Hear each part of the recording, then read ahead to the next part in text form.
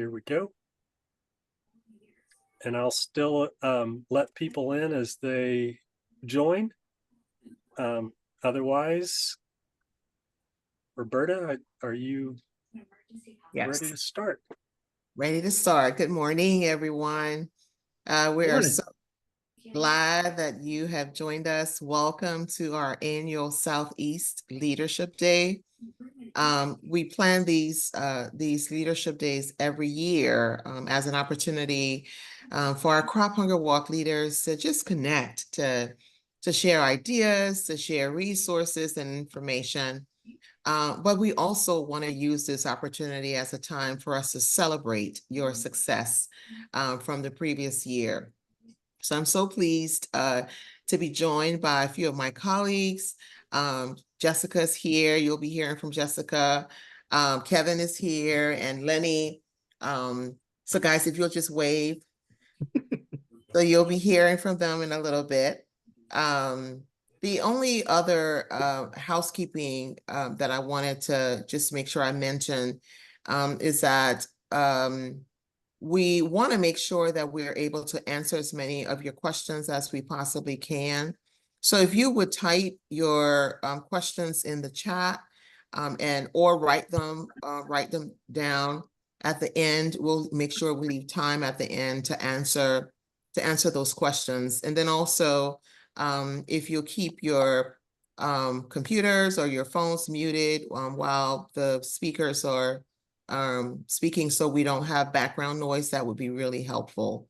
So once again, thank you all for joining us this morning. And as we always do with everything that we do at CWS, is we begin with a word of prayer. So I will share a really short worship resource from the resource section of our website.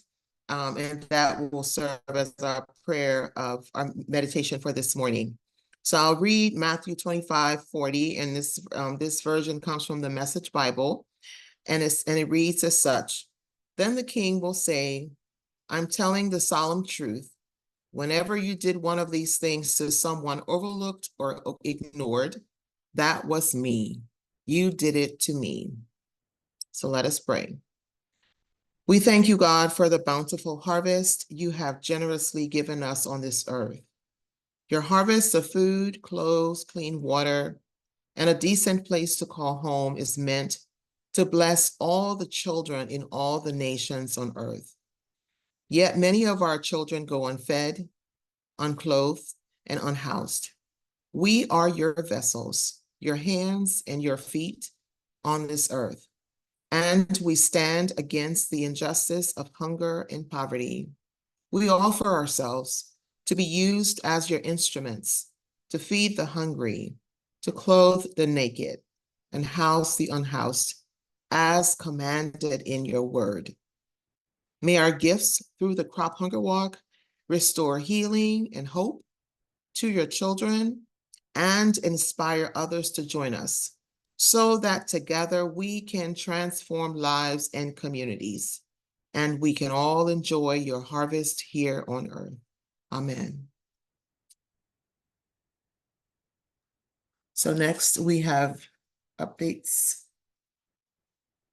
Thank you, Roberta. I'm going to turn it to speaker mode or presenter mode while we're doing our presentations. And then at the end, whenever we come back to questions, I'll pull everybody up so we can see everybody's wonderful smiling faces. All right. We're going to start with, oh my gosh. Finding my way through the computers, what we're going to start with.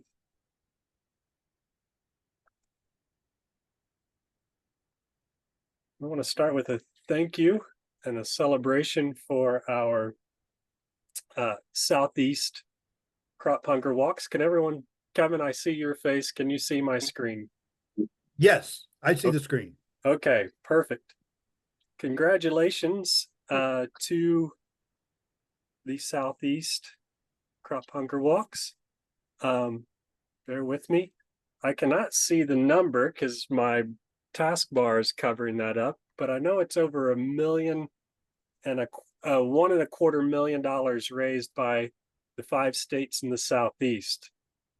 We thank you all and congratulations for raising those amounts. For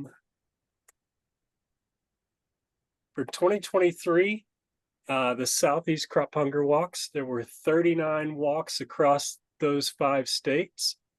You can see here all of the walks listed. And we thank all of you for participating and being part of our Crop Hunger Walks. And the 2023 Cream of the Crop, there were 20 walks in the Southeast region included in the top 100. And you can see those listed there. The number 1 and number 2, congratulations. And this screen just shows some of what your impact has done around the world. Last year, CWS programs operated in 31 countries, and we reached dozens of families in dozens more countries around the world. You can see those scattered across the map. The gold shaded countries are where our programs are located. And then the gray ones are where we have partners that we partnered with in those areas as well. In 2023, there were 116,000 kits and blankets distributed across the United States, which funds that you helped raise helped participate in that. And then around the world, 167,000, almost 168,000 individuals were reached with life-saving services, including food rations, shelter, water, and sanitation support after humanitarian emergency and natural disasters, thanks to your support and your donations. So we want to say thank you from all of us to the Southeast Crop Hunger Walks for your participation and all that you did for Crop Hunger Walk last year. Wonderful, And Lenny. Thank you. You're welcome. All right. Are we moving right along, Lenny? Yes, we are. Yes, And Kevin, you go my, right ahead. my schedule says I go next. Is that right? Yes. These are the folks that keep me in line, folks. Let me tell you. Okay, so the next part of our program, and you can see we just keep these things moving on very quickly. We want to share some updates from the field with you. And in February, a number of us had a chance to go to Africa and visit our programs there to see. Well, we spent a couple weeks in Kenya and Tanzania, and now we're going to give quick reports on things that we saw from there. I'm gonna share. I'm gonna do the technical part, which anybody who's with any of the volunteers I work with know that technical part is not my forte. All right, let me see. All right. Oh, I know what I did wrong. Okay. I don't know. Can you, Lenny, did I do it wrong? Yeah, we're seeing the email. All right, hang on. We figured this out earlier, and I just ignored all the instructions. Okay. Go to the black screen. Going to the black screen.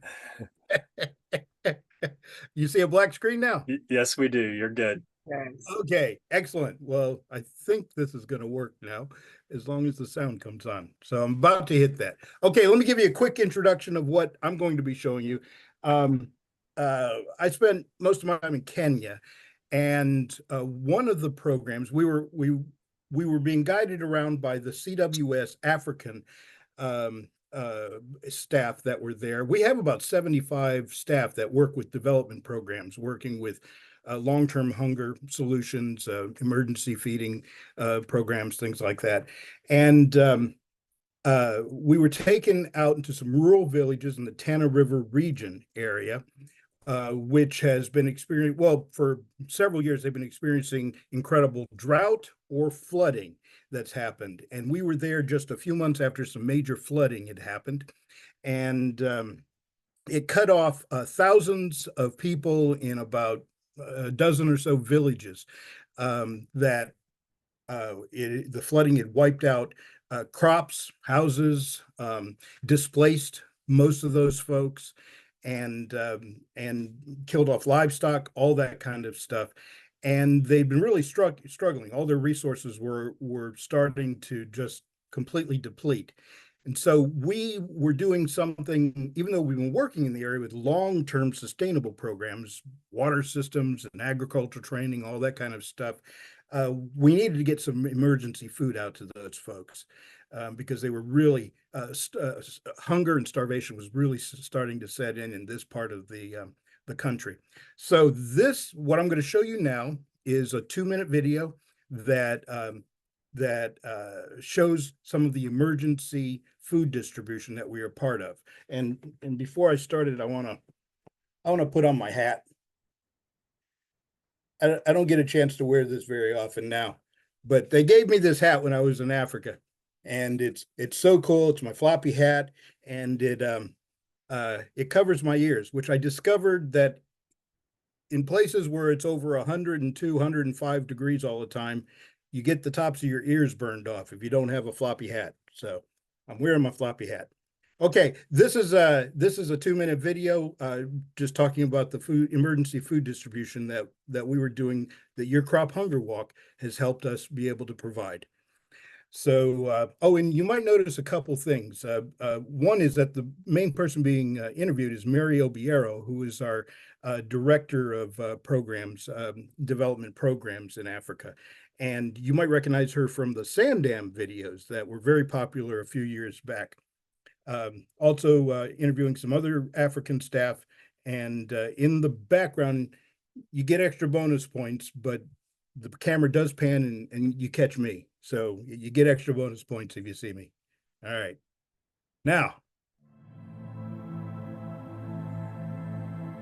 Tana River County is a county that is situated in the coastal part of Kenya.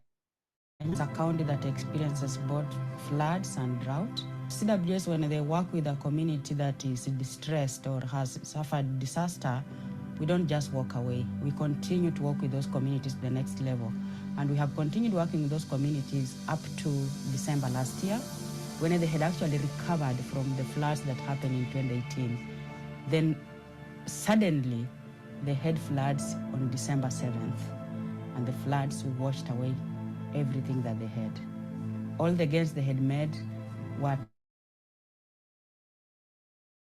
displaced, and as we speak, in internally displaced people camps, IDP camps. This is a camp where the people have been displaced to, those who are affected by the floods in Tana River. They have all camped around here, and today we are here to support them with some food rations.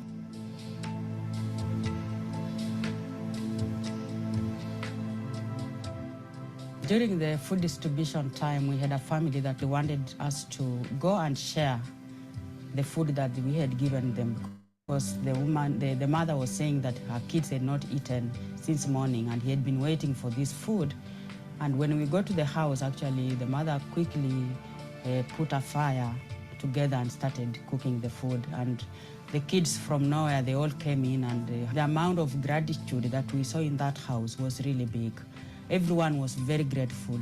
As the porridge was being cooked, there were other neighbors who were already coming and saying, will I get a cup? But there's this specific woman who came in and was expectant and said, I don't want flour so that I take home to my kids, because they have also not had something. Because in that particular case, we had just reached to 630 households in a community that has over 3,000 people. And what this told me is that, yes, we are providing emergency response, we are supporting families, but we still need more resources to reach to more people.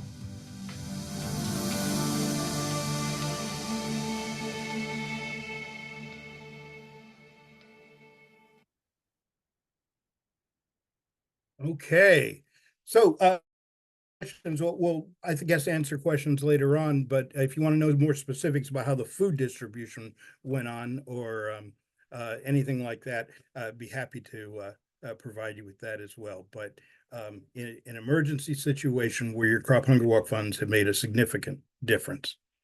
Okay, I'm going to pass this on now to our next update, and this one is to Roberta, who was over in Tanzania. Roberta? It's actually Jessica. That's Oh, it.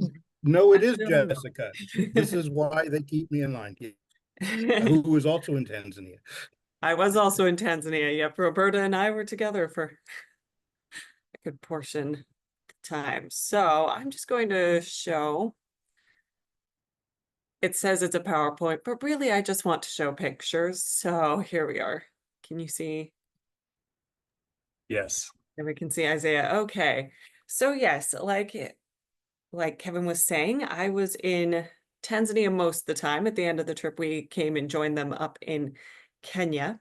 And for those of you who are some of my walks, you might have heard me talk a bit about the gardens, but for those of you who haven't heard, we had the opportunity to come and meet with some of the refugees in the Nyarugusu refugee camp.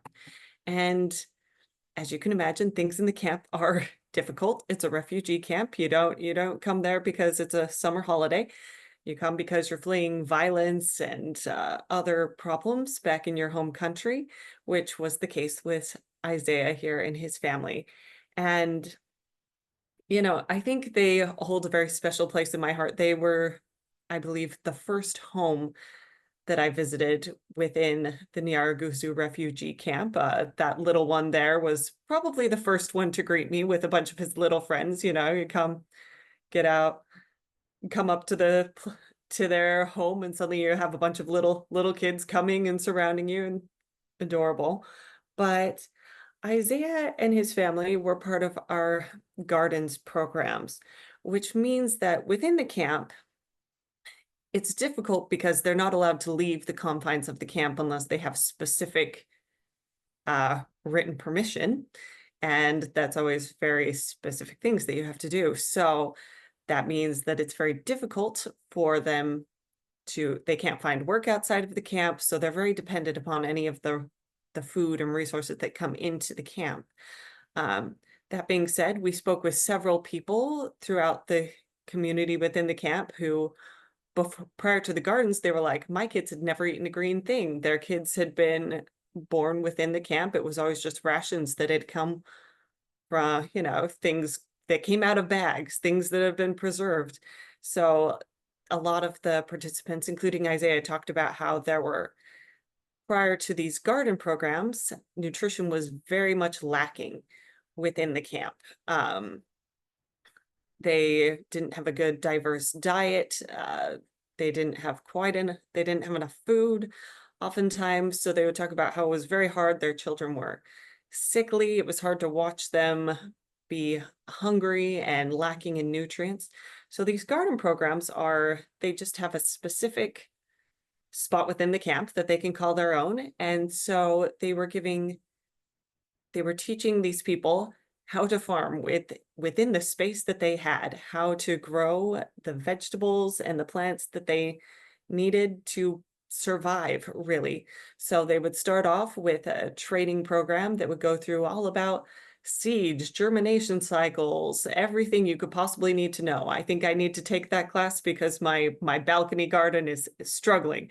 But all of the garden plots that I saw, they were just flourishing, and I loved speaking to them. They just took such ownership and such pride in the program. Whenever they would talk about the work that they were doing and their garden plots, they would just light up, and they could tell you why every plant was planted in every section of their garden. And it just kind of turned them into, it was the first day, I think we were walking around the camp, you could kind of feel the sense of hopelessness. It was a hard place to live. But when you got them talking about these gardens, you could just feel the hope coming back in. And you could just feel like, yes, we are making a huge difference here because they have something that they can work towards. They can provide for their families again. And just that sense of hope. And it turned these leaders, these gardening leaders within the community into community leaders. People would turn to each other, create this sense of community. So let me, I suppose I can swap. This is Isaiah here holding one of his sons with the rest of his family and a couple of my coworkers here. Yeah, he was a bit, I really loved this family. They were a bit reserved. They a little bit shy. They didn't talk a whole ton unless you started asking them about their garden, and then they would just go and tell you everything about it. So this is his garden here, the little plot he has, and they had everything figured out from the plants that would consume the least amount of water, since they're in the confines of the camp. They only have a certain amount of water, to the plants that would grow the quickest, have the quickest yields. This is his house here on the right that they constructed, just making clay out of bricks. And you can see that the plants are even growing up onto the roof of their home. They were like, okay, we're going to utilize every space. We're going to let the plants creep up the side, and they had planned everything out. So one thing I really loved about Isaiah and the training, part of the training within the camp was to talk about gender equality in some of the countries where they're coming from and different cultures. That wasn't something that was readily occurring. Gender equality was not a thing. There was some violence against women in certain areas. There were very strict gender roles where the woman was allowed to do certain things. But within our programs, half of the leaders, they were making sure that half of the leaders were women, and talking about, okay, you need to work together with your wife as partners.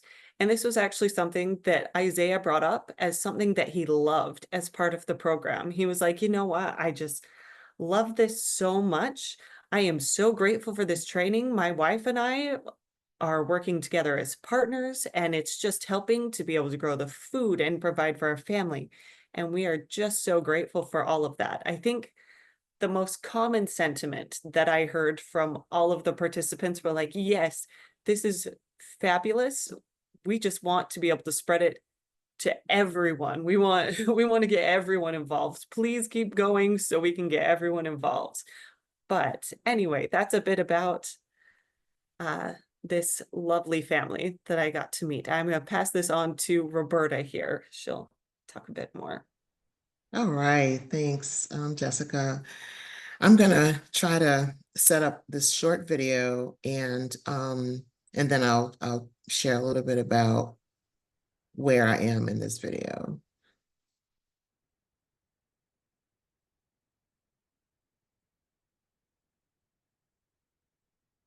All right, are you able to see my screen okay? Yeah, Roberta. Okay. So Jessica and I spent a lot of time together in Tanzania. In addition to Nyarugusu refugee camp, we also visited a couple of villages in Kasulu Township, and we saw farmers, beekeepers, we saw pig farmers, chicken farmers, and this visit was our very last, the last village that we visited before, towards the end of our trip, and met with a number of farmers. And like Jessica mentioned, they're very cautious about providing support that are all inclusive. So in this village, there are women farmers, and there are individuals with disabilities that are being trained to do farming as well. And so in this video, it's a very, maybe a minute, a little over a minute, minute and a half. We visited this farmer who is a dad and has 10 children. He is a chicken farmer. And so in his chicken coop, I decided I would do just a short video to show you where we were and offer a message of thanks. So that's what this is.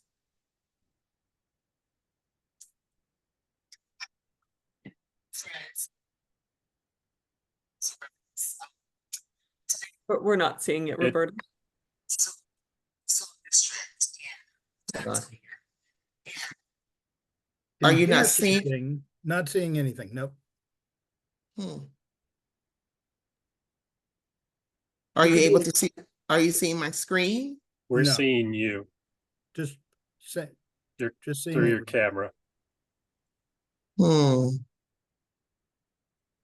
Okay, let me try this again.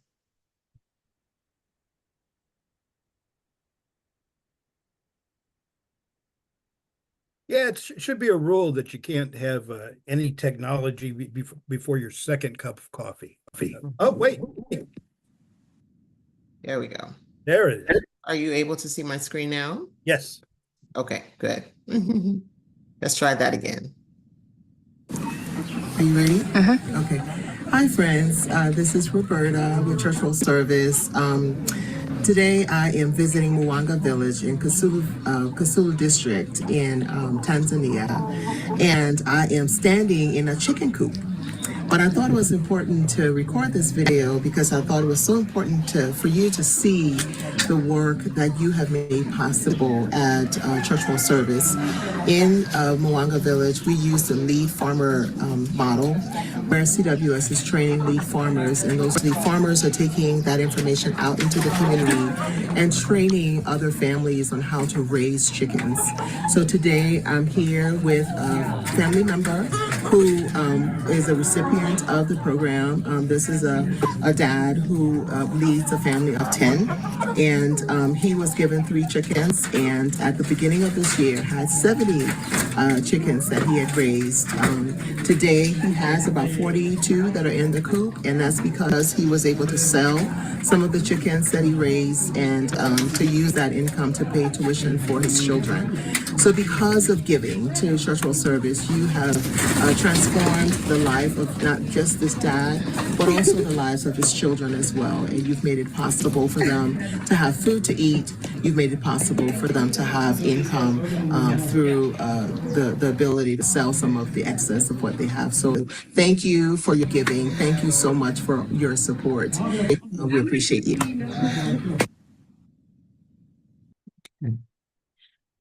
So I hope you noticed how pretty cool I was with the chickens flying around me.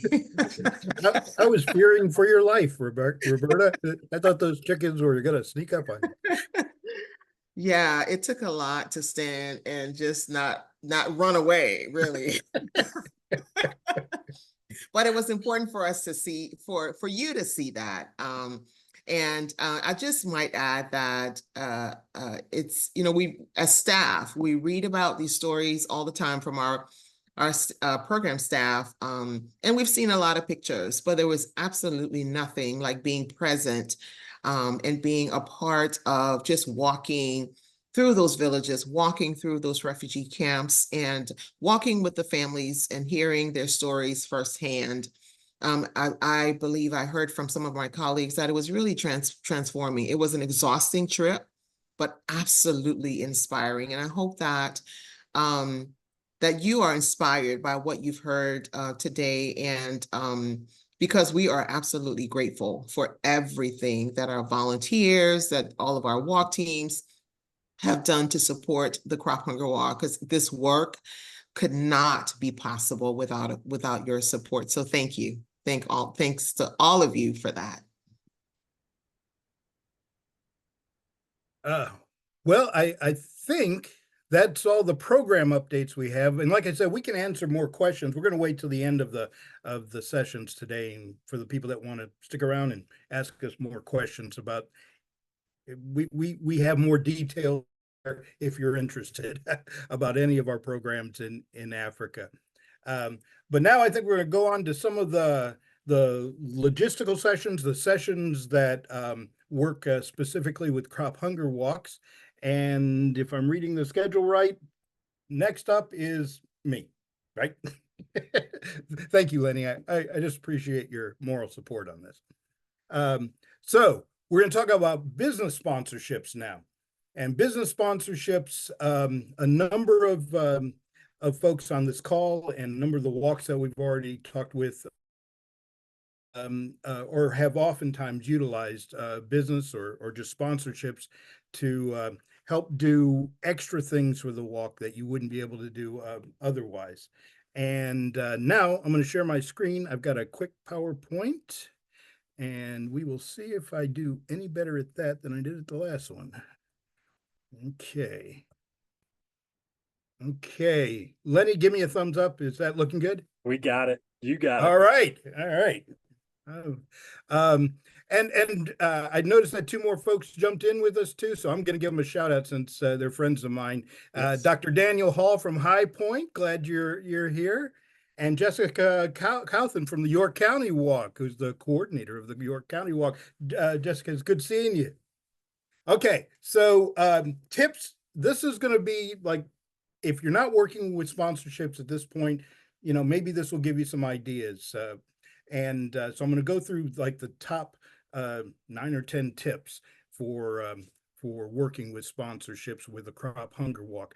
This is also a handout we have. And Lenny, I don't know if that's an attachment we just do here or we send it to them later, but we've got a 1-page attachment so you don't have to scribble furiously about the tips I'm showing. But here you go. And as soon as I get the screen to advance, ooh, and I added all these cool special effects. There. All right. First thing is just to decide what to do with the funds, the sponsorship funds. Now, we always keep sponsorship funds separate from the walk money. And one of the things we say is the sponsorship funds will help pay for the logistics of the event so that 100% of the walker raised money can go to the agencies that you're supporting. So, but first off is figure out what you want to do with funds. How much basically do you need to raise to buy t-shirts, pay for the permits, pay for any extra publicity or signage or whatever else that you might want to do for the event. Tip number 2, decide on the amount of a sponsorship. Now, a lot of the walks here, and this is a discussion we can have towards the end as well, see how other people are doing it. But some walks will give like a sponsorship is $250, and everybody who sponsors it can get on the t-shirt, but we need at least 10 sponsors at $250, that kind of thing. Or we do have several who I know are on this call who have levels. So maybe $250 is the basic sponsorship. Then it goes to $500. Then it goes to $1,000. And you have other things that are recognitions that people will receive for being a sponsor at the different levels. Third tip, decide on a chairperson or a committee to work on sponsorships. This is just the idea that there's so much going on in a committee to put together a walk and get all the logistics together that sponsorships has a tendency to be left to the very end and maybe forgotten about altogether, unless you have a specific person that's assigned to kind of do this, and usually have to do it in advance to see how much funds you have to work with. So identify a chairperson or maybe even a committee to help this effort. In terms of where do you get your sponsors, start with who you know. Start with your planning team members, your team captains, and do brainstorming. I mean, just throw the question out there. Who do they know? If they're members of churches that, maybe they know somebody in their church who owns a business or manages a business, that kind of thing. So start making up a list of possible sponsorships or places to approach. Now, I'm going to suggest that that personal connections are the best. So once someone says, "Hey, in my church, there's someone that manages Arby's, or manages, I don't know why I said Arby's, but Subway, manages a food store or something like that." Say, "That's awesome. Would you ask them if they'd be interested?" Just get that volunteer out there, making that personal connection, and hopefully you'll get get some sort of immediate feedback. Yes or no, whatever they say. But this will be this is where you start. And also, people have a tendency when they're looking for sponsors to think in terms of, because it's a walk, either sports related things or food related things, grocery stores and things like that. I'm going to a weird suggestion here, but if you haven't tried this before, some of the best sponsors for crop hunger walks are law firms, accounting firms, dentists, civic groups, definitely Kiwanis and Rotary and places like that. So look to outside, think outside the box. There may be a lot of folks that would like to be on your t-shirt and help show their support for this kind of event. This encourage volunteers to look for small businesses or managers within their congregations. I know I mentioned something about that, but just a little more. Sometimes when you're approaching sponsorships for the first time, you have a tendency to think of applying for these grants from major corporations or whatever. And you can spend months working on an application for a grant and get denied. So my suggestion, since crop hunger walks are really not looking for that much money for their sponsorships, is to actually identify managers, business owners that have access to discretionary funds. That here's $500. We want to support your event. And you say, oh, great, then we'll put you on the back of the shirt for that kind of thing. But look kind of towards a lot of smaller sponsorships rather than typically the really big applications. You can do some of those if you want to, but it is definitely more involved. And you'll probably need to involve your CWS representative at some point, because they'll need the CWS 501c3 information for those larger grants as well. There is one exception to this that I should mention. If you've heard of Thrivent Financial, it's a finance management company. It's been around for a long time. They used to be called Thrivent Financial for Lutherans. Anybody who's a member of Thrivent Financial, and like I said, if you go to almost any Lutheran church, they have connections to this organization. People join it. Thrivent gives out $250 grants twice a year to anybody that's a member. And essentially, all they need to do is send an email or quick application online from those members, and they've got access to $250 that'll help support your walk.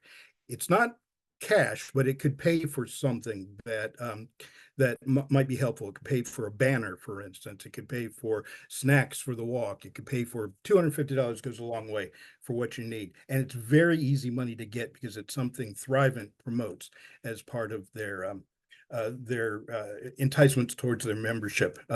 So look for Thrivent members. All right. Encourage walking teams from businesses. Maybe a good way in to getting a relationship with businesses to be sponsors is just encourage them to have a walking team. It's a bonding effort. It's an opportunity for their staff to support an excellent charity event in their community, have some fun, come on out, get them as a walking team, and then even if they don't want to be a sponsor that year, maybe they'll do it next year, especially when they see all these cool t-shirts and things with all the other businesses and folks on the back. So maybe start off just encourage them to have a walking team, and hopefully they'll do both. All right. Don't forget this. And I know some of the larger walks already spend a lot of time thinking about this. Consider congregations as possible sponsors. Now, we call this, I guess, most times business sponsorships. But when it comes to sponsorship money, approaching a congregation, which you're hopefully is going to be a walk team as well, but ask that congregation out of their mission funds if they would be an official sponsor of the walk. And what I've discovered is congregations respond to this. They like being listed on the back of the shirt as a co-host of this event, making it happen, and they'll take those funds out of their mission funds typically, and you'll get a check, for $250, $500 that you put into the sponsorship money to help pay for logistics. But they also have a walking team, and you don't combine that money, but the walking team plus the sponsorship gives a greater involvement. All right, don't forget your in-kind sponsors. Okay, Coca-Cola Bottling Company, grocery stores in the area. You could even contact a radio or television stations and see if they want to be a media sponsor. Just a quick note: media sponsorships have a tendency to be territorial. So if you get one, make sure you kind of ask them to do a number of things for you to get on the shirt and be the media sponsorship, because they probably won't want you approaching the next station over and having several. That doesn't always work out, but they're happy to be the media sponsorship, and you could get tens of thousands of dollars in promotions from that, TV stations or radio. Not cash, but airtime and such like that, by just approaching them. But grocery stores providing water or snacks or things like that, lots of other things that in-kind sponsors can do.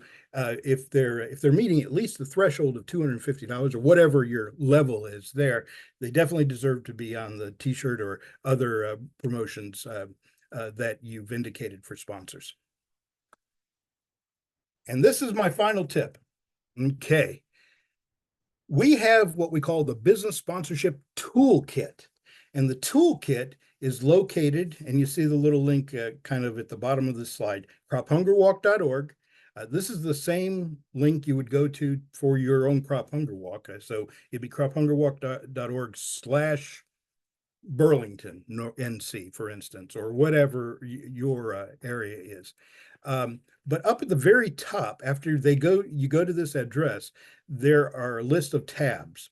One of those tabs just says resources. Click on that and you'll see other links there, and they will connect you with a business sponsorship toolkit. It looks like this. And in this toolkit, you have to download it, and then it's a number of pages, 10 pages or something like that, gives all the different angles on how to do sponsorships and how to encourage sponsorships. But it'll give you the basic logistics that you might need, so you don't have to reinvent the wheel for some of these things. It'll give you a template for a letter to be sent to businesses or an email to be sent to businesses. It'll give you invoices if you need to send one of those. It'll give you a template for thank you letters. It'll give you a variety of different items so you don't have to invent these when you're approaching groups. Also, there's one other thing here. Where do you keep this sponsorship money? That can be a little bit complicated. That you could keep it locally. You probably don't want to open a bank account. That can get very complicated in your community, but sometimes a local church or business will be able to hold those funds for you until you need to pay some bills. But lastly, there is an option that not everybody is aware of. CWS, the national office, holds what they call the Friends of Crop account, and money can just be sent to that account. Whenever checks from sponsors come in, you send it up to that account, and CWS pays your bills. Just keep your receipts, get your T-shirt folks to send them an invoice, and CWS actually pays those bills for you. That's it for business sponsorships. Hopefully you got a few more questions on this, and we'll discuss that later on. But thank you, and good luck with these.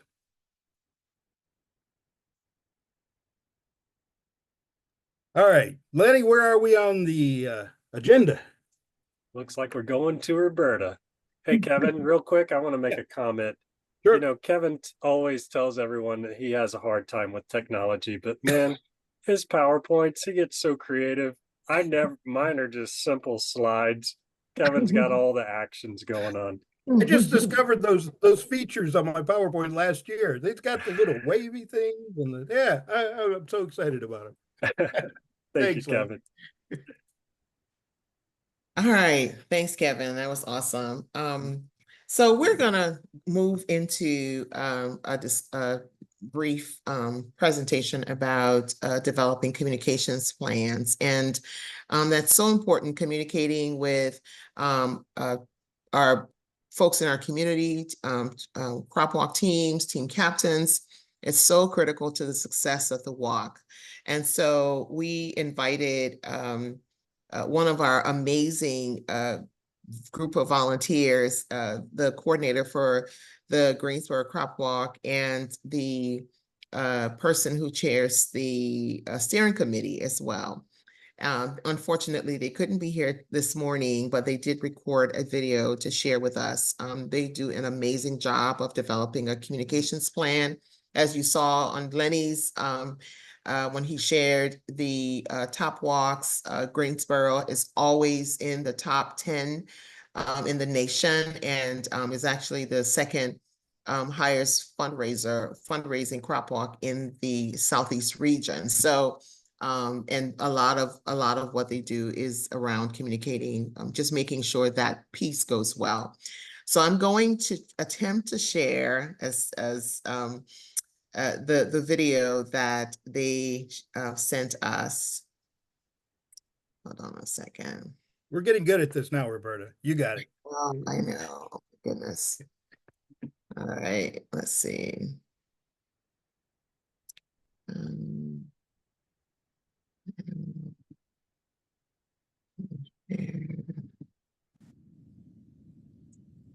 Share that.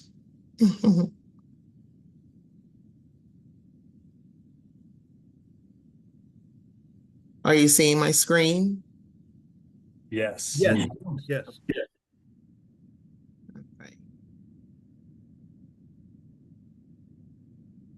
It does look muted though. Yeah. I know.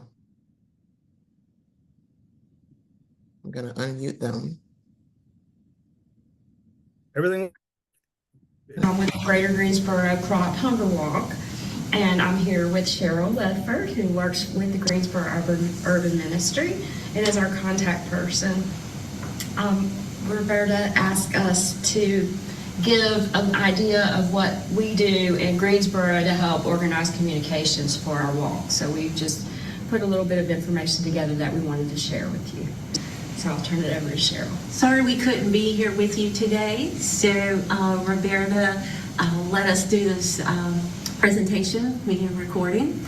So we will be glad to answer any questions you have via email or even call us after next week after the videos, after you've seen this and have any questions. So we're going to start out with confirming your timeline. We act on a 6-month period before the walk. We believe that communication is the key to success. You use every media opportunity you can, whether it's email, mail, social media, phone calls, anything where you can even get in touch with the press and have an opportunity to be on TV as well.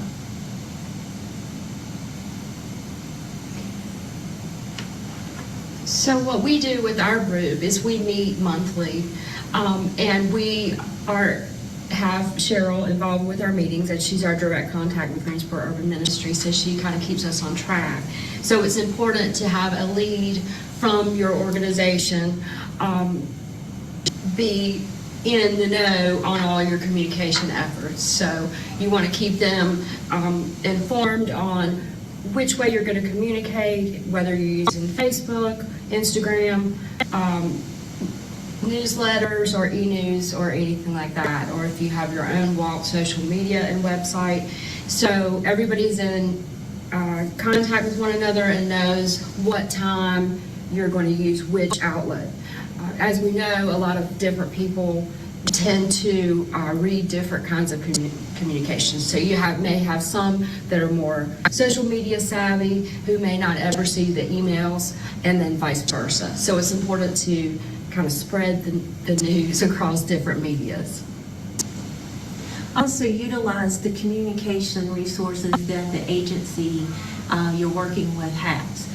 Whether we have our own website, our own Facebook, social media pages, anything that can help assist have that lead person from the organization work with you to ensure that you can utilize their avenues as well.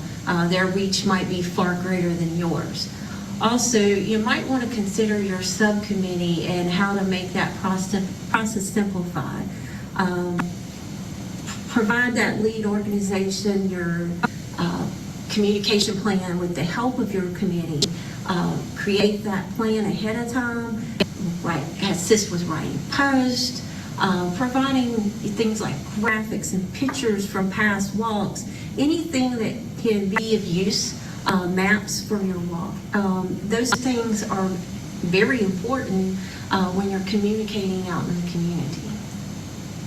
And it also helps with consistency. I feel like if you have the same person kind of touching all the different communications that go out, everything kind of has the same feel to it, and it's more uniform that way. So we start about 6 months prior to the walk with contacting our team leads from the previous year's walks. So we stay in communication with the team captains, and we go ahead and send out a save the date newsletter, and we do this with email or on social media and things like that, so that people know a good amount of time ahead of time. Now, generally we have ours in October, so they know approximately when our walk is going to be, but this way they can actually save the date. So we try to communicate with everybody, all the team captains from the prior years. In addition, we try to keep track of which way they like to be communicated with. So some people would prefer that we call them, some people would prefer that we send letters. So in addition to maybe a social media post, we will send letters out to the team captains' home addresses, just to make sure that everybody's in the know. In case they miss the email, then they have a letter. We would also include our kickoff dates. So we have dates that we're available for team captains to come and pick up their packet information, and that we can be available, our whole committee's here to assist them with any questions that they may have. We also get their contact information at that point. So when they come into the kickoff and pick up their different supplies and so forth, their t-shirts and all that kind of thing, we can answer any questions that they have and find out which way they'd like for us to communicate with them, or they prefer that we call and things like that. We also promote during those kickoffs information about our website, social media, and different links to resources available to them. And then we will send out another letter, the same letter that we sent previously with Save the Date a few weeks after. We will send that out in an email form, so that way, in case they overlook their mail or whatever, they have been hit twice. And then we also divide up, well, I think you wanted to talk about this one, maybe. Sure. So what we do, our entire committee takes a few team captains each, and we start making emails and phone calls. And this process comes on a few weeks after the letters have went out, so that way they've had time to receive them. And we also keep in mind of things like vacation time, school's getting out, a lot of summer fever going on. People are kind of getting where they don't pay so much attention to their emails and things because they're enjoying their vacations. So we want to make sure we time it to there's enough space in between that we will hit them at some point early in the season. And so what we'll do is make some phone calls or emails based on what we know their preferences are. And sometimes we end up doing both. So if you email them and you haven't heard from them in a week, maybe send another emails and, we're just following up, see if you got our last email. And then if another week or so passes and they don't answer, maybe give them a phone call. We don't want to harass anyone, but we want to communicate with them so that we can find out if they're going to be the team captain. If they're not, do they know who might be, or who they can share with us the information of a contact person at their organization so that we can start following up with them. We also requested from Church World Service a list of all the emails of anyone who donated the prior year online. That way we can attach them to the email list of the team captains, and then that way their teams, also individuals that donated online, will get this information as well. And sometimes, usually those end up being some of the team captains when the other one steps down. So we really want to be engaging with our team captains and their teams. So this is one way to communicate with them. And we also spend a lot of time thanking them because we definitely want them to come back and participate with us again next year. So our team captains are very special, and we want to, be sure that we're available to them for any issues that they may have or any questions. What we do as a committee is we divide up the list that we collect following each year's walk with all the names of all the team captains and their preferred method of communication, whether that be email or phone call. And we try to reach out to them, like Cheryl said, just so that we make sure that they've received our communications. But we divide this up as a team so that one person you don't want to overwhelm anyone with having them have to contact all the team captains, because like Cheryl said, sometimes you don't get them on the first pass. So you may have to try them again, and we don't want to harass them, but at the same time, you want to make sure that you spread it out so that everybody has sufficient amount of time between meetings to go ahead and get their list accomplished, contacting everyone with their list. Right, and we also create a script to make it really easy for anyone on the committee to make these calls. That way, no one feels like they have to come up with their own version, but it gives them a guidance. It's very helpful when it's kind of a consistent message across the board as well. So another point of interest is our social media. We use our social media as just another resource. It's an amazing tool. A lot of people are using it now, and there's so many opportunities. People are more likely to see social media, I think, now than they are their emails. So it just depends on how tech savvy they are. But we can share information on our social media pages about your kickoff events, your team captain information, all your things like how to contact someone, how to order materials. All of that information can be linked into a social media post to make it really easy for one click, and they're going right to all the information they need. We do suggest maybe one post a week, at least starting out maybe 6 to 8 weeks before the walk, of really posting once a week, sometimes more. If you can do more, I suggest you do so. Utilize the post to thank the sponsors, to communicate with the community as a whole that there's still time to register and be part of it, how to donate online. Everything you can do through email and letters can also be done just about on social media using links. So I would suggest use your lead organization to help you with those things, but help them by coming up with the plan and being able to provide them the information so they don't have to create it as well. We also like to have information on what exactly are their efforts going to. So we like to post information about hunger facts, where the money's being utilized locally and globally, and things like that, and also provide a link to the donation page. So I think a lot of times if people see where their money is going and how they can make a difference, it's easier to click that donate button. And so finally, we want to talk about after your walk. We want to make sure that you follow up with your team captains and do so pretty much a few days after the walk. Start making emails and social media posts and these things that will communicate with them your deadlines for turning in funds in order to make sure that you can get it all in a timely manner. You can also encourage last-minute donations, which is wonderful because somebody will be like, I forgot about it. Still have time to donate.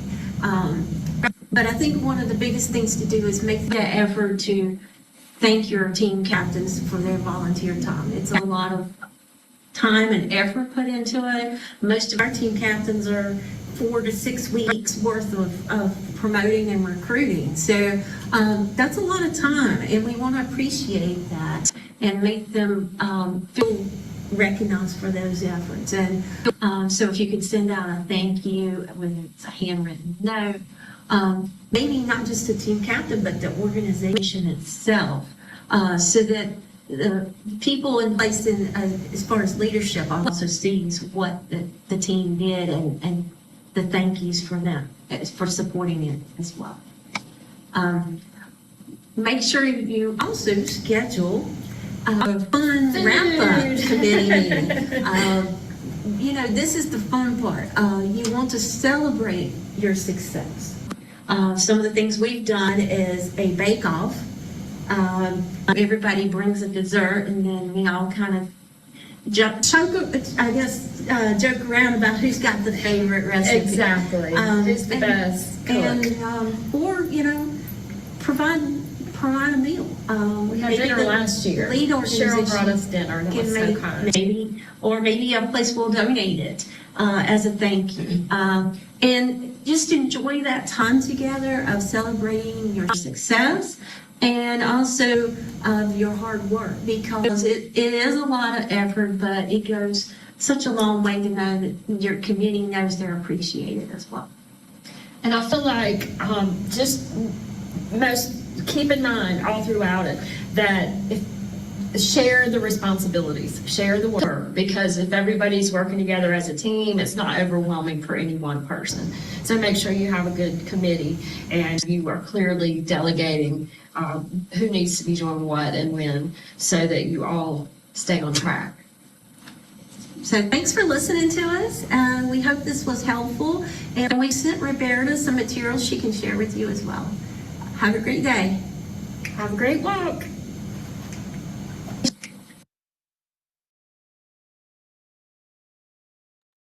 All right, so that was Cheryl and Shannon from the Greensboro Crop Walk. I think there's so many activities that go into the pre and post communications in order for the crop walk to be successful. Greensboro is unique in that Greensboro Urban Ministry is a local agency, but they also take a lead in planning the walk. That's not always the case in the community. The local agency may not always be the folks who are actually planning leading in the planning of the event. But either way, it's important to get your local agencies involved. I'm just a stickler about that piece, that we are connecting with our local agencies. We're inviting them to our team captain rallies so that they can share about the local impact of the walk with walkers. So they're giving stories that our walkers and our team captains can relate to, and that they can take those stories and then share them with their respective teams. Also inviting the local agency to help with publicity. So if they have a website, or if they're on social media, that they are sharing out information about the walk as well. And you heard both of them talk about the power of social media, and we can't stress that enough. We encourage you, if you haven't already done that, set up a Facebook page. At the very minimum, set up a Facebook page. If you've done that already, consider setting up an Instagram page. And I've also encouraged my walk to post on LinkedIn, because LinkedIn is a professional website. So we have a lot of our local professionals that are on there that we want to get involved in our crop hunger walk. So there's so many opportunities to have touch points with our team captains, with our walkers. The last thing I want to mention is that staff have access to Salesforce, and all of our walk participants who register online, we have access to their information. So we have their contact information. And at the end of your walk, as Cheryl mentioned, it's so important to thank team captains, But now we also have that opportunity to thank individual walkers.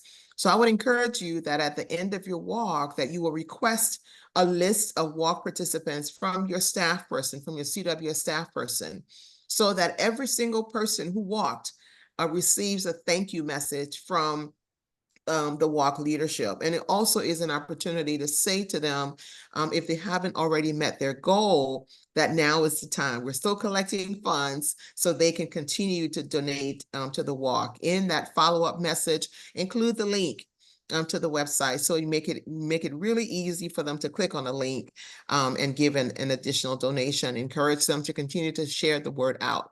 And I believe that's how we're able to not only spread the word, but also to grow our Crop Hunger Walk event. Cheryl shared several documents, including a suggested communications plan. She mentioned a script that we use in Greensboro to call team captains before our team captain rallies. So we have that information, and we'll be sharing that out after next week.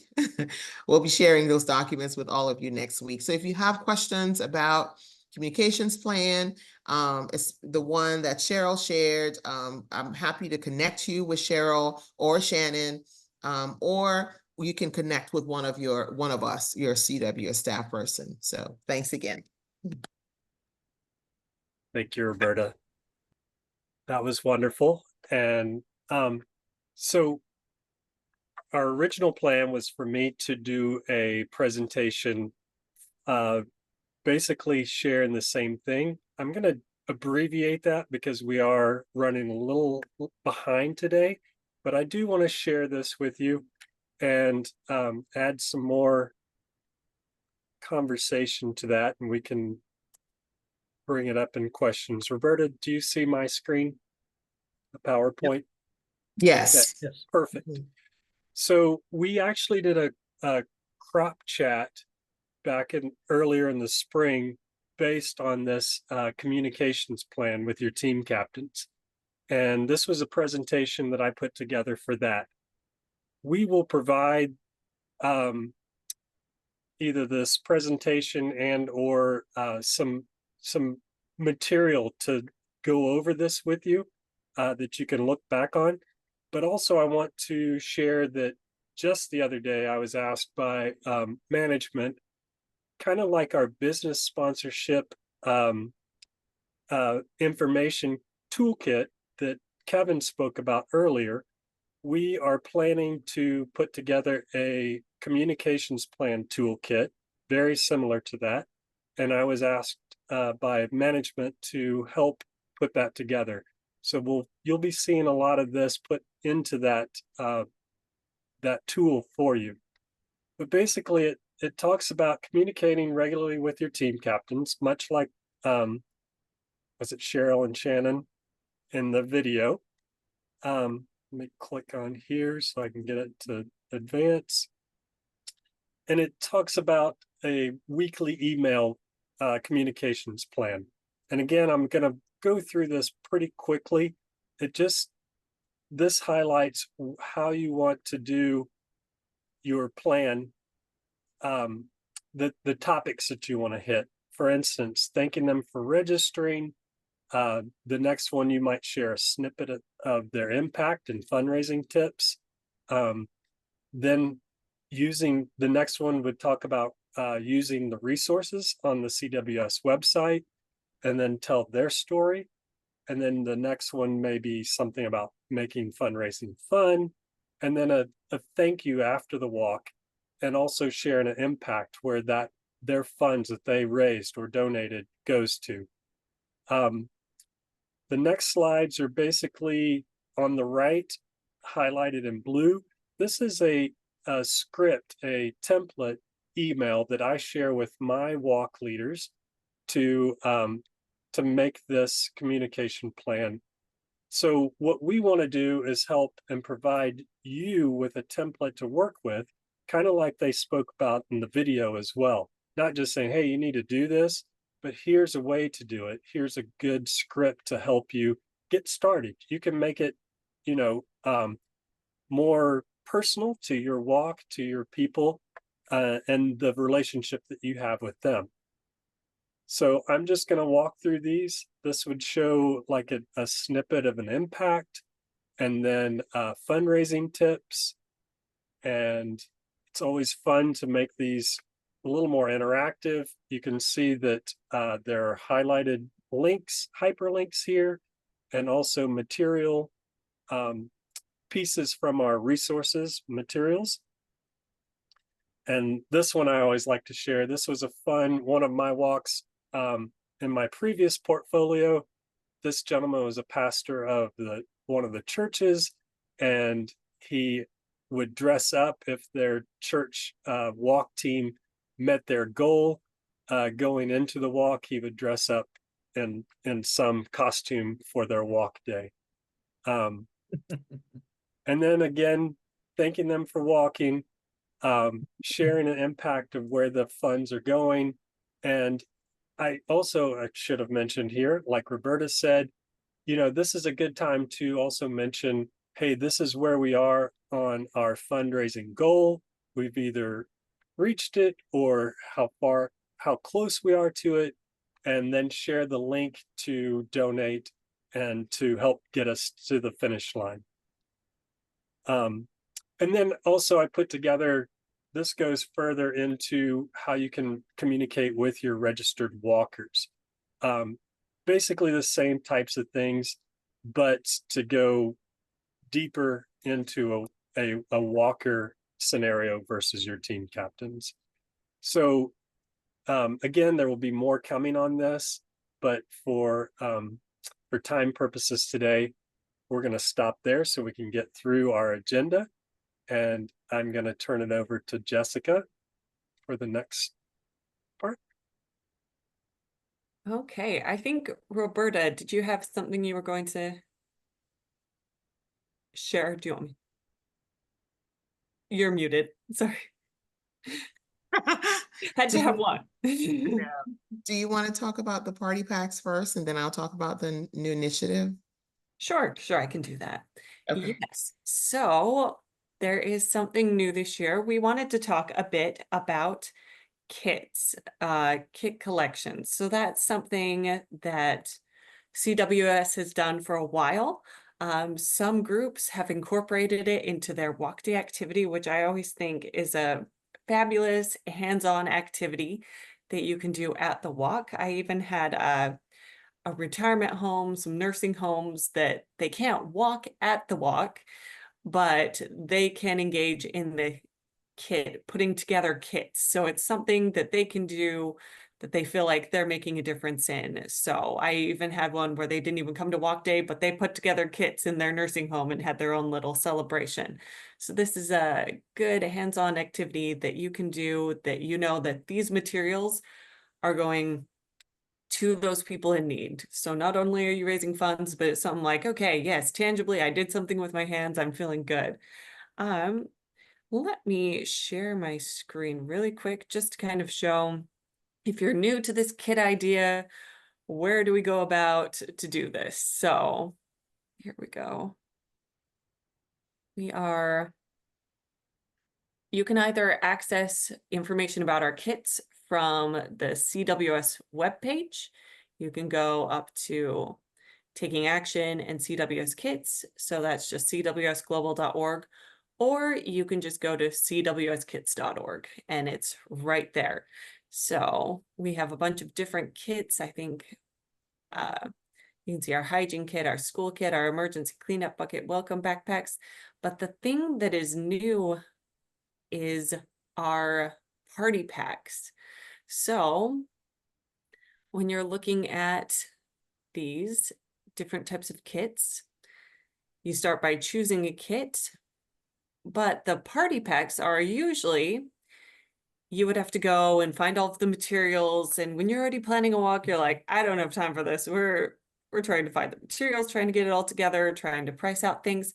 With the party pack, we already have our suppliers who we know we're getting it from the best cost-effective source, and they will just send you all of the things you need in specially marked boxes. And all you need to do is put them together. So you've got all of your different supplies and you put them together in a kit, put them back into the boxes, and they're there ready to be shipped already. So you just send them right back. So that's a really easy way to do that.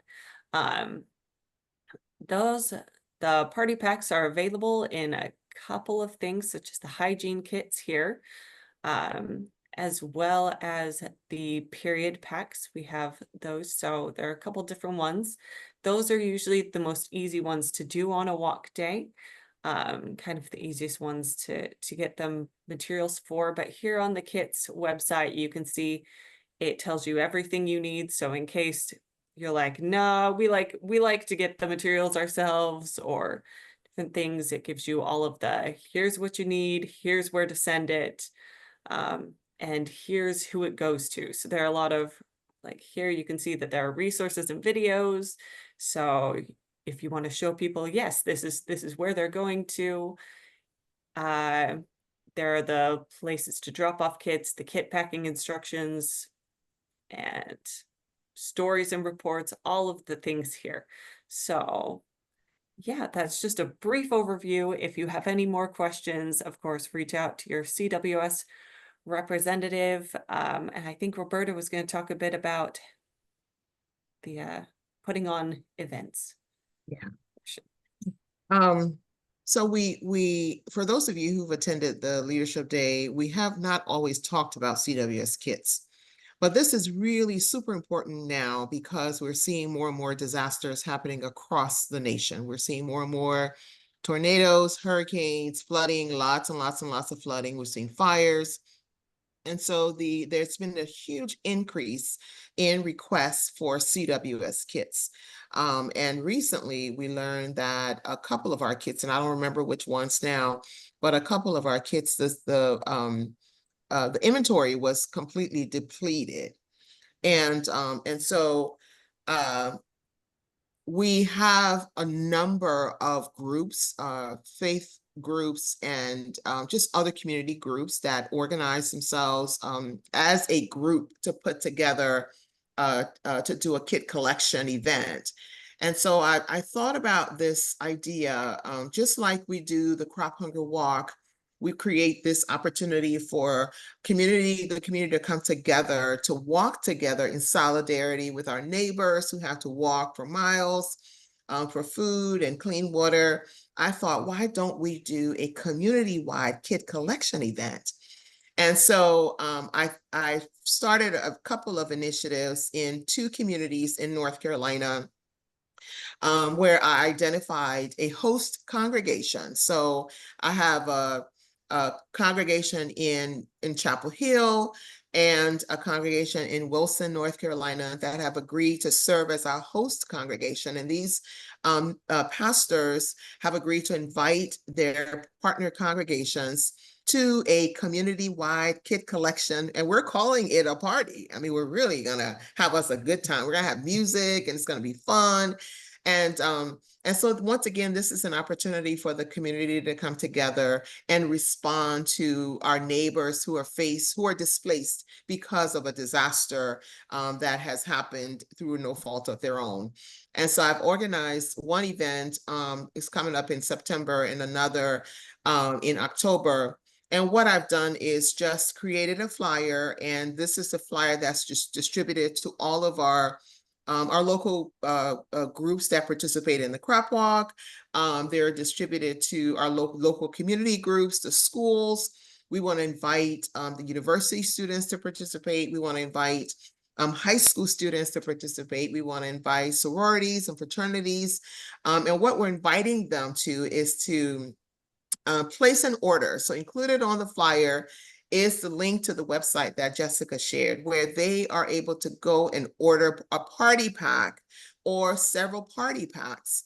Those party packs are then shipped directly to the host congregation, and that host congregation will hold them at the church until the date of the event. And so we collect all these party packs, and then on September 7th in Chapel Hill. On September 7th, churches will also send volunteers that will gather at 10 o'clock. We'll say a prayer, we'll turn some music on, and we will put together CWS kits. Now we're collecting both hygiene kits and period packs. So these groups will have the opportunity to decide which of those party packs they want to order. So those items are shipped to United Church of Chapel Hill.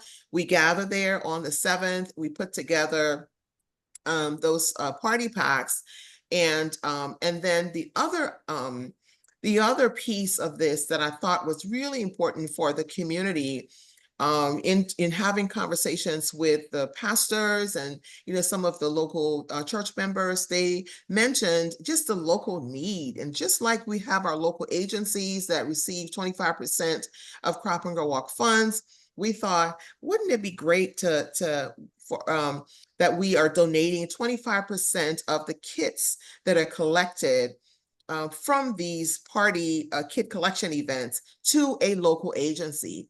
And so we've identified a couple of local agencies in the community. And I know the one in Wilson is a local women's shelter that will receive 25% of the donations that are collected on that day.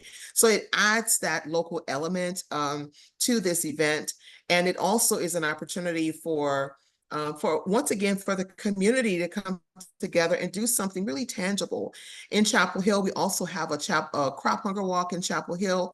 And I'm using this event in the fall as sort of a springboard in preparation for the spring event, the spring Crop Hunger Walk in Chapel Hill. So we're inviting churches to come along, to walk along with us, put together these kits, get them really excited about this work that they're doing, and hopefully this experience of putting together CWS kits, they can then take back to their respective congregation, share with them their experience of participating in a CWS kit collection party event, and that'll inspire others to give and to also participate in the Crop Hunger Walk. So I thought I would share that with all of you. If you're interested in hosting a kit collection event, one idea would be to use it as an opportunity to bring not just your congregation, but also several congregations together.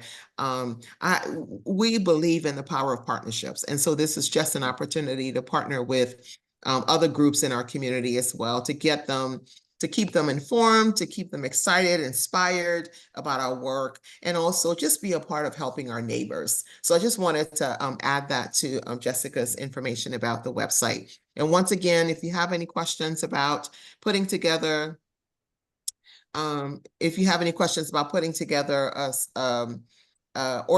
a CWS kit collection event, we're happy to support you in planning that out as well. So.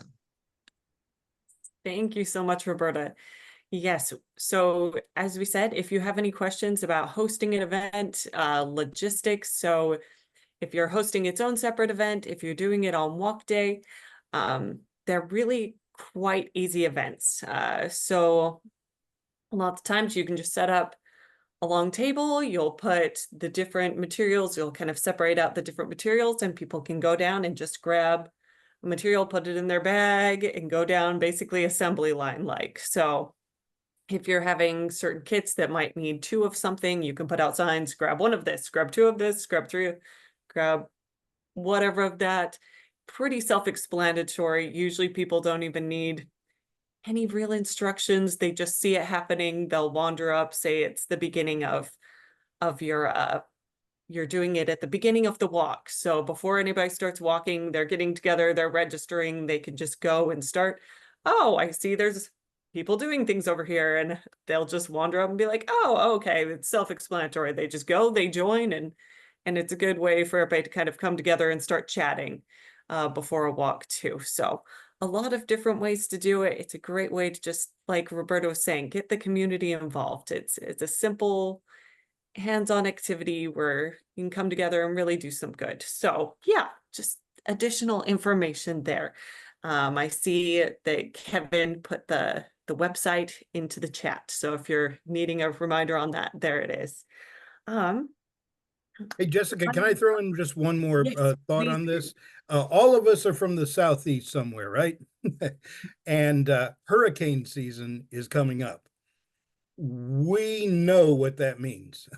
And every year, tens of thousands of these kits get distributed through the Southeast. There was over $1 million of kits supplied to Florida during their a couple years ago. In the Carolinas, kits, hygiene kits, people that have to go into shelters because their house has been flooded out. They need the hygiene kits. They need the cleanup buckets for their own homes. They need there's such great need for these things for us to take this time to really promote it and stock up our warehouse before the major hurricane season comes in. And I'm a number of you have actually seen these kit distributions over the years. Well, this is where they come from. The congregations and groups in our communities put them together. They store them in our warehouse, and as soon as these disasters hit, we send them out to get them right to the people needed. Blankets as well. Blankets and kits are part of our first round emergency disaster response. And there's something you probably don't know that this hasn't been promoted as widely. If your local agency or congregation has significant resources to be a district, a hurricane has come to the area, there's been flooding, something like that, and you want to get your congregation to be a distribution site for these kits, get them out to people that are in need in your community, you can request those through CWS. There's actually a form on the website that'll allow you to do that, but talk it over with your Church World Service representative. If something happens and you say, you know, this part of the community hasn't received any support. They need blankets, they need hygiene kits, they need things like that. Well, we can put your name on the list to receive some of these and help us with the distribution as well. That's it. Thank you so much, Kevin. Yes, so a lot of need. If your home gets swept away by a tornado and you get a hygiene kit, that might be your only possession at that moment. So a lot of we've spoken with the people who have received them at those times of need, and they're like, it just represents that hope in that time when a lot of hope is gone. So thank you. All right, this has been a lot of information heavy. I'm seeing in a lot of your faces, you guys are like, whoa, this is a lot. Luckily, this will be recorded. You can go back, review the sections you need to. If you're like, okay, this is way too much for right now, you can go take it in segments later and share it with your teams. The last little bit we wanted to talk about is just different ways that your team members can donate. So I know there's the normal ways online, but a couple of ways that might be overlooked that will be helpful to different populations. So really quick, once again, I'm going to go to the website just because I'm a visual person. I don't know if you are, but I am definitely more of a visual learner. So I need to see things, be there, hence I keep sharing my screen. So just on our regular website on cwsglobal.org,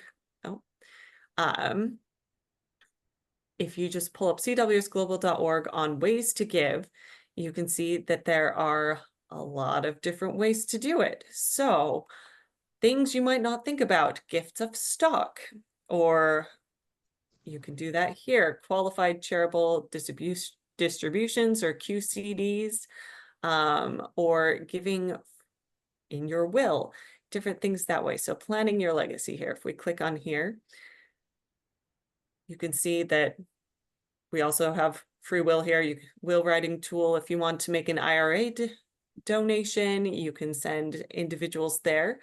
If they want to donate directly to their walk or to a specific team, they will need to contact one of us, one of your CWS representatives in the area, and we can make sure that that these donations get credited to your walk. But the nice thing about these are it's tax-free donations here.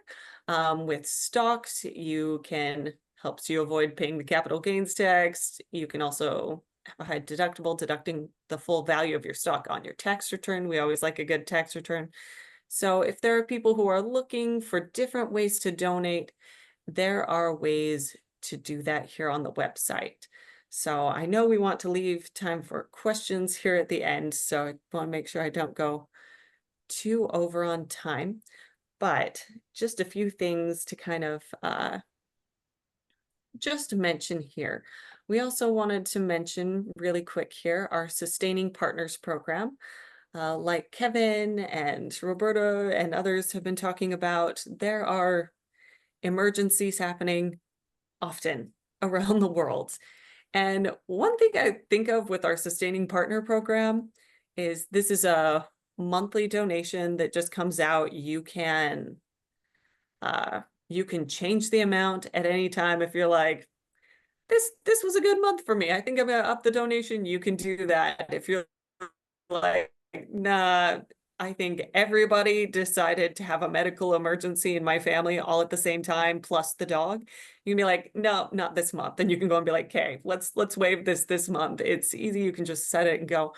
But I think of it like we have a bunch of different subscriptions in our lives. I swear everything needs a subscription, you know, but unlike the other subscriptions in our lives, this one actually makes you feel good about yourself, as opposed to, like, you know, the Netflix subscription. Wow, I can't talk. Where, you know, after a certain amount of time, it does the whole, are you still watching this? And then it makes you question your entire life's choices and decisions. And have I wasted my entire life? And suddenly you're having an existential crisis. This is a subscription where you're like, okay, I feel good about my life here. So, but yes, it does make a huge difference. So you can, it's a nice thing to be able to direct people on the walk days, or you as a team captain, you can share that with your different people. So even if they can't be there on walk day, they might want to be a sustaining partner. Yeah, it's just, you know, when you're hearing the things on the news that make us all depressed, you're like, but hey, I'm a sustaining partner, so I know I'm doing my part to kind of help with these things that we hear about. So that is another thing you can kind of bring up with your team members in addition to the crop walk here. Was there anything else any of my team members wanted to add here before we go into our discussion portion? Oh. I'll just add a quick note that some of the larger walks have really seen a nice little spike in their income by encouraging. Many of our walkers are getting older, and there's a certain amount that needs to come out of your retirement funds after what is it, 70 and a half, something like that. And CWS can be the place to donate those funds directly to a walk.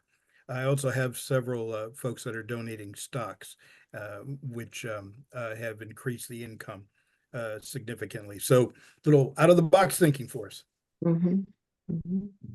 Yeah, you may not have as much cash per se on hand, but you may have, oh yeah, there are other ways that we can give that will actually be beneficial to you. So throwing those ideas out there, if you need help with that, contact us to get those, make sure that those get credited to the walk. So yes, if there's not anything else, I think we want to move into our kind of discussion portion. This is where we want to hear from you. You've been doing a lot of listening. You've been very patient. Thank you to everyone who's been on the call. We really appreciate you being here. I know there are plenty of people who at least were messaging me and saying they couldn't make it to the call, but they'll be listening later. So thank you to all of you as well who will be listening later. But we wanted to just open this up for discussion and talk about, okay, so what are some ideas that your walk has that you have found helpful, that's kind of unique to your walk? What's something that's unique in your area that's been helpful? And how have you been using crop resources to plan for your event? Or if you have questions on any of these topics, please voice your questions. So does anybody have any ideas on those? That's a lot. I can also put the questions in the chat here. So.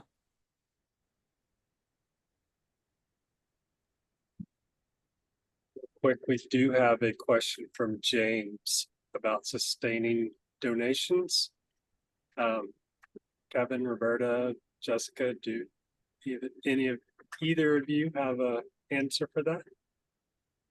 I was just actually sending a message back to James. I'm just, Can you read the question? I'm a slower Sure. typist than you guys are. James says, can sustaining donations, those are the months that Jessica was mentioning, be directed to a walk group? Correct me if I'm wrong, staff, but that is a no, not yet.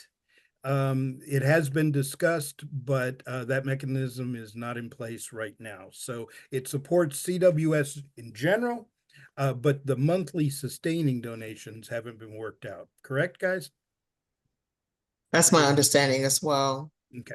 Yes, it's just in addition to if you want to support throughout the year, not just during the walk season. So.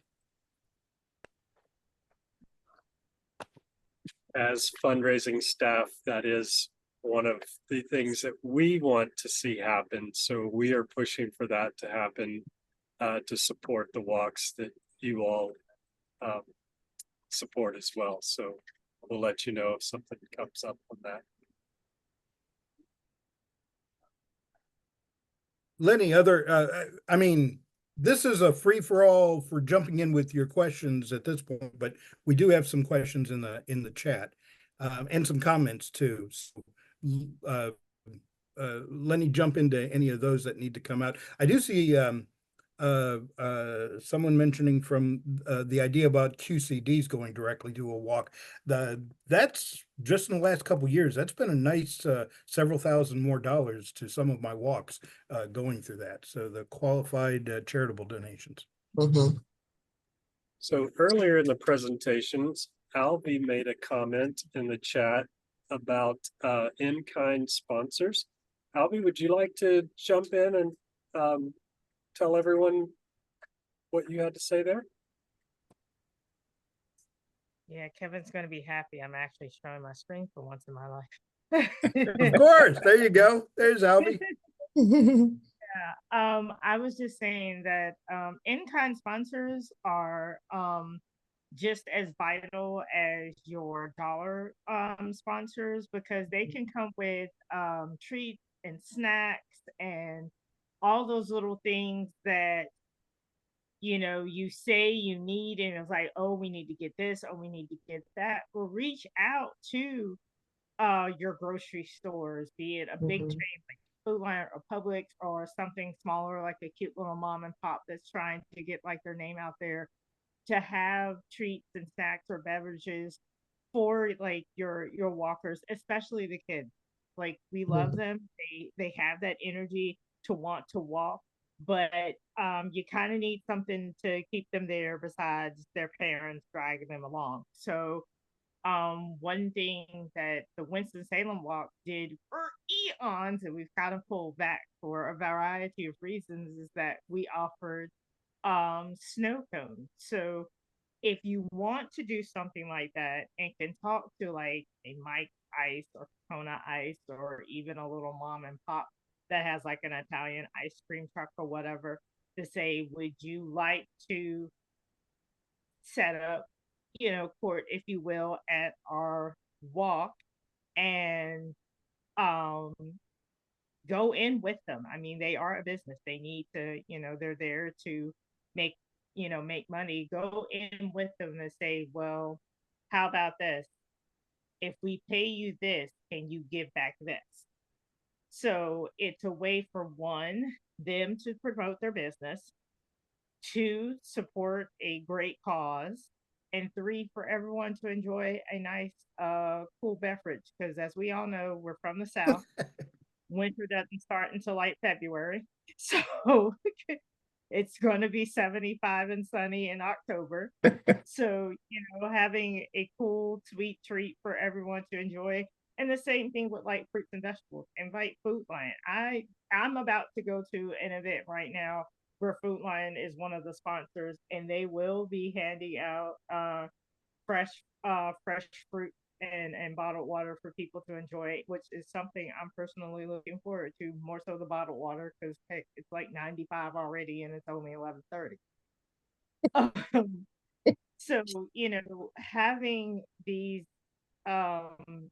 sponsors there physically in person lets the community know that this place actually cares. It's not just a logo or a saying for them, that when they say in commercials that they care about the community, they literally mean it.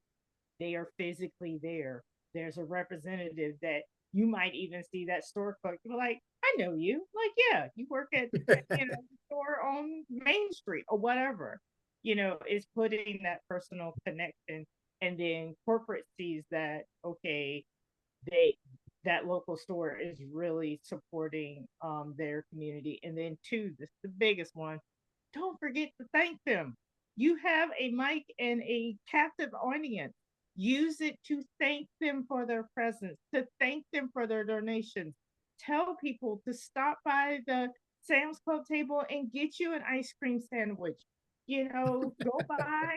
Kids, come get your ticket so you can go get you a Kona ice cup. Believe me, the kids will come get their ticket for their Kona ice cup, and so will the parents. So, it's just, you got to make sure to thank them by name, and to let people know that what they're there for, because they might not be able to fit on like a t-shirt or anything else promotional, but you can actually thank them and give them the recognition that they deserve, just like that $2,000 sponsor that's on the back of the t-shirt in big bold letters. Shout out to Garner Food. I did it. It's in my hometown. I couldn't help it. Thanks so much, Alvy. In-kind sponsors, definitely a way of spreading the message and getting more people engaged. Thank you so much. Any other thoughts? We hit a number of topics, and I know you may want to go back to something else we talked about, maybe the program update from Africa, more information on sponsorships. Tell us anything you're doing unique, or a way of connecting with sponsors that maybe we haven't brought up or at this point. Communication with team captains, the kit collection ideas. Looks like James has something to say, Kevin. James always has something to say. James, what do you got? You're muted, James. Or you're talking to somebody else. We can't hear you. No. Can you hear me now? Hey, there you go. Okay, I think I had the volume down. One more note about in-kind sponsors. We have some walkers and team captains who work for companies, and they will come to us and say, I work for Coca-Cola, I can bring you 100 items, or I work for a grocery store, I can get you this. And we don't even have to contact the vendor directly, so that's another way. If you know people who work for those companies, reach out to them, or they may reach out to you. Absolutely. And I know in Greensboro, we get gift cards from Walmart. So they'll give us a bunch of cards, and we can purchase snacks, whatever it is that we want for the walk on walk day. So that's another good resource. Ask early. Start that process early of requesting donations, in-kind donations. Other thoughts? A little bit different here, but I'm seeing some of you guys were sharing your contact information in the chat, which is fabulous. One of the reasons that we hold these is so that you can all meet each other and start making those connections, because as team captains and as different walk leaders, sometimes it's nice to talk to somebody who's not just CWS, somebody else who's in your same boat, who you can share ideas and commiserate a bit. So just make those connections. So yeah, feel free to drop your information in the chat. We can try and put together. You guys can message one another. But yes, sorry, not to derail the other topics. That's great. And on those same lines, Jessica, there is the Facebook group for walk coordinators. If I don't have my Facebook in front of me or my phone to pull that up. If Kevin, Roberta, any of you all know the exact group name of that? I don't remember now, but we can share it in the resources. Yeah, we definitely will. Link. Any other really unique things that you're doing on Walk Day? Some, I know in New Bern, it feels like a party, Ellen. This past year, there were hot dogs and it was I actually love that. food Tell us on more it. about that, Ellen. Yeah. We had someone grilling hot Yeah, dogs. Ellen, you want I to think what we share? tried to do was like an after party. So that when Yeah. the walk was over, we had hot dogs and maybe popsicles. I don't remember what we had, and chips and you know, people could stick around and get a hot dog. And it wasn't super well attended. I think you know, we need to work on the messaging, and obviously we're going to do that this year, so that people know about it. I also know part of the problem was some of the churches and some of the groups had their own kind of after events at their church. And so we were competing with that. So, you know, we'll have to kind of figure out how to coordinate it a little bit better this time. But the idea is to not just have people finish walking and go home, you know, to get them to stick around for a while. And our walk begins and ends at a park on the river. And, you know, it's in end of September, so the weather's usually pretty decent. And, yeah, we're trying to see how it goes this year. I'm curious to see how it goes this year, and if we get it, you know, kind of as people get more used to the idea, whether it's better. Absolutely. Great. I can't imagine people wouldn't want to stay around for a hot dog and a popsicle. Yeah. Well, like the one church, I think they have pizza or something, so they were going back to eat pizza. You know, it just depends on. I have a question. In Charlotte, after COVID, we've had a significant drop in our attendance at the walks. We still are collecting money because we have groups who walk on their own or continue contributing, but we're having trouble getting the numbers back for our walk event. Do any of you have ideas about what you've done to try to rebuild your walk event? Yeah, I think Winston-Salem has seen a drop in physical walkers way before the pandemic. Like I said early on, I've been doing this for too many decades to count. And I've seen over the past like 5 to 10 years, the number of walkers significantly drop from year to year. And of course, when COVID happened, that didn't help. But what we have seen is an encouragement in what we call spirit walkers. And those are those people who, for whatever reason, just don't feel comfortable coming to like a big walk day event. And they walk in their own neighborhoods and they're wearing their t-shirts and they're sending in their selfies and they're raising their funds, and they feel like they're a part of that community. There is a group of people in at least one, probably two nursing homes that I know of off the top of my head. I won't state their names, but they get together with their community members in their canes, in their walkers, in their wheelchairs, they're walking, or they're either walking up and down their hallways or sitting out in their hallways, and they kind of have like this little walk parade. And to see those pictures and those videos are just the cutest things on the planet, especially if that particular day and the time is when their grandkids are coming to visit them. So you've got tiny little grandkids sitting with grandma and grandpa on their little motorized scooter going up and down the hallway, and they're, you know, shaking pom-poms and rooting and making noise. It is just seriously, it's just too cute. But so that's one thing that you can encourage, is that even though you can't join us on actual walk day, we still appreciate your support, and, you know, encourage people to do spirit walk, like to walk in their own parks and their own communities, and just to do something in their own way. And if you want, another thing that you can do is with your sponsors, have kind of like a bragging rights contest to see how many of their employees and representatives can be there on walk day and Absolutely. just shout them out like crazy that day.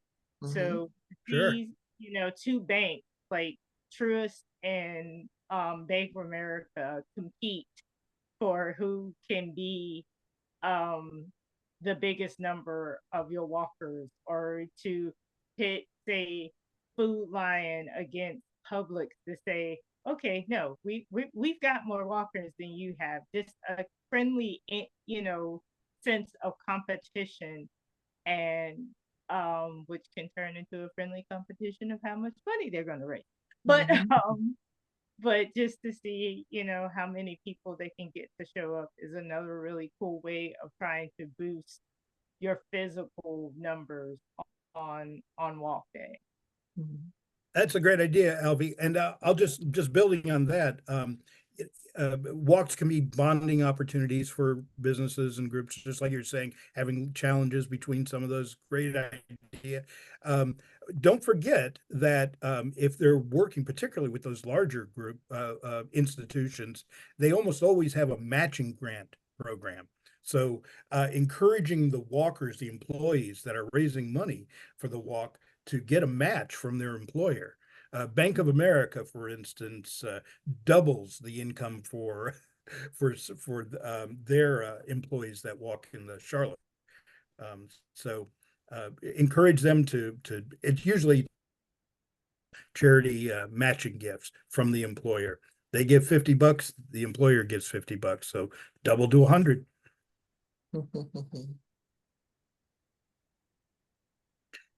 And I think also the only other thing I would add, James, is to just highlight the walk day activities. What are you doing on walk day that's really attractive to walkers? What kind of hands-on activities? What kinds of educational activities are you offering walkers on walk day? And really talk that up in your communications plan. Just make sure that in everything that goes out, you are mentioning that this is a fun, family-friendly event. And every opportunity that a member from your committee gets to go and visit a group, I would encourage you to do that. I think having a person physically present who's talking up the crop walk really goes a long way.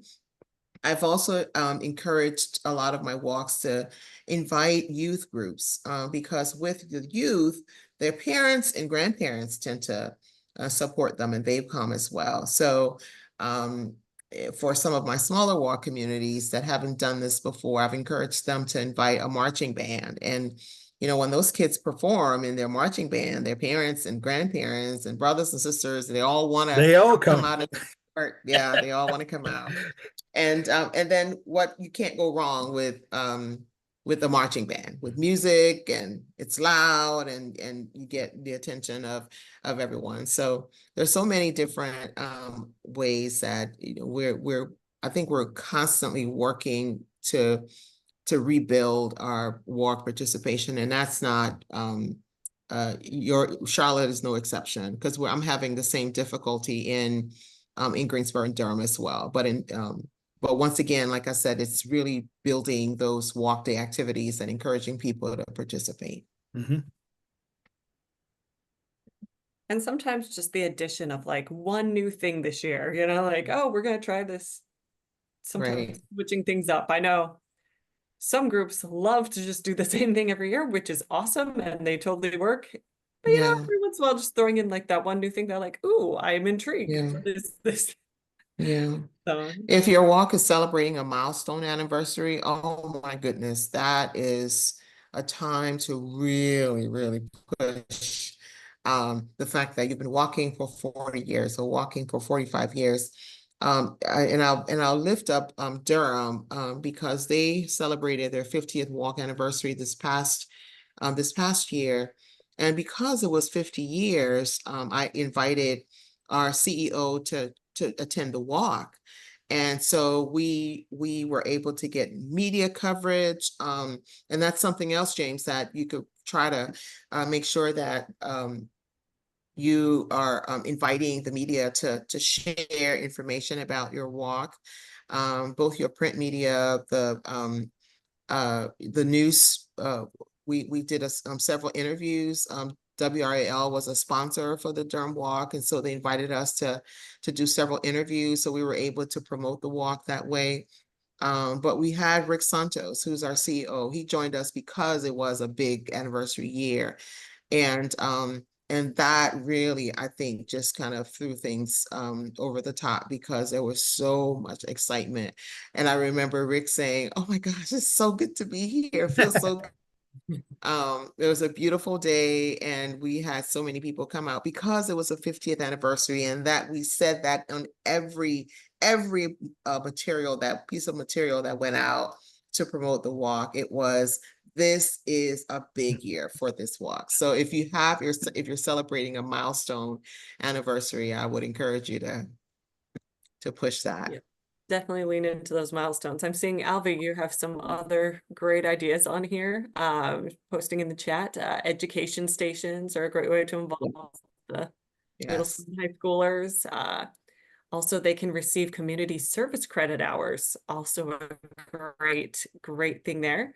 October, she's saying, is homecoming season for colleges, so having their bands, cheer squads, like Roberta was saying, can help make walk day fun. So sometimes even just recruiting them as, hey, can you come volunteer your time? And they bring their families and more people come. So yeah, so a lot of good ideas. I know a lot of groups, well, every group is looking to expand their walk, expand, like we all got hit by COVID. It's been hard, with different things. So that's something we're all looking into. I think we've got about a minute left. If anybody has one last comment, question, concern that we can address in like 1 minute, love to hear from you.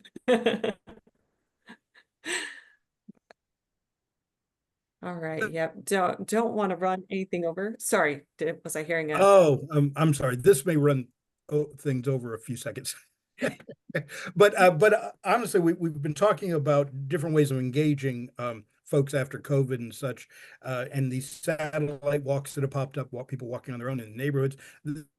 That's increasing fundraising, but it's also a lot of our walkers are getting older, and the populations are getting older as well. So any I think some suggestions have already been mentioned about how do we engage them, but I feel like we've got an Richard, if you don't mind saying a couple of words about what Twin Lakes does to be, Twin Lakes is one of the top fundraising groups in the entire country, actually, and it's a retirement community in the Alamance County area. Richard is the organizer of that. Richard, would you mind just saying how you engage Twin Lakes and any messages we should get from that? Well, I'll just let you get this. The skylight. You have been beatified. Beatified. The sun. Yeah. Yeah, I needed that extra energy.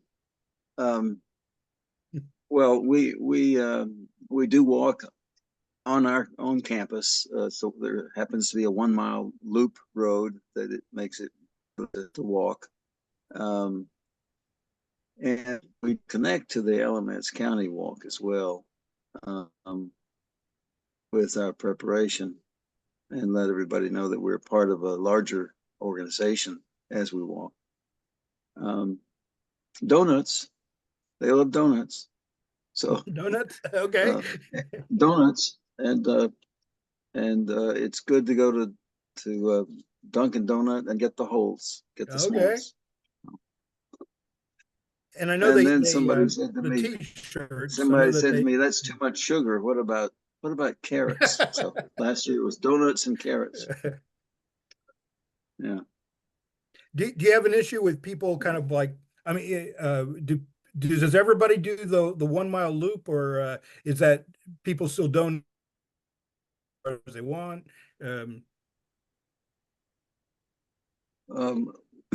We have a number of folks who simply donate and do not walk. Yes, but they do want the t-shirt.